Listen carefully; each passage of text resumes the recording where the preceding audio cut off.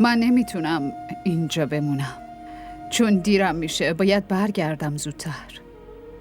رافع، دخترم به داداشت زنگ بزن، بهش بگو سری خودشو برسون. چشم مامان. لازم نیست خاله. مامانم اومده که منو با خودش ببره و برای رفتن با مامانم من به اجازه کسی نیازی ندارم. در ضمن من نیومدم اینجا که برای همیشه بمونم. یه روز بالاخره باید میرفتم. فقط یه طوفان بود که منو با خودش اینجا آورد.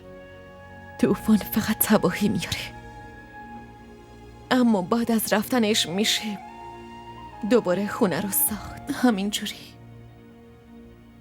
بعد از رفتن منم همه چی درست میشه.